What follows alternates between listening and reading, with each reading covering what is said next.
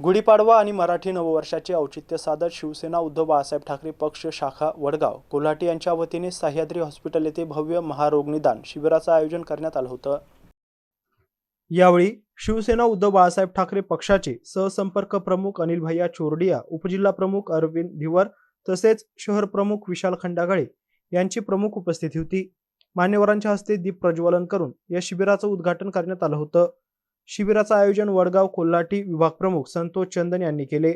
शिबिरात doctor Balaji Baman Palle, doctor Farukh Shah, doctor Ganesh Jadhav, doctor Shyam Wagh, Prakash Lalwandikar आणि doctor करुणा पंटेवाड या तज्ज्ञ डॉक्टरांच्या पथकाने रुग्णांची सखोल तपासणी करून त्यांना मोफत वैद्यकीय सल्ला आणि उपचार दिले।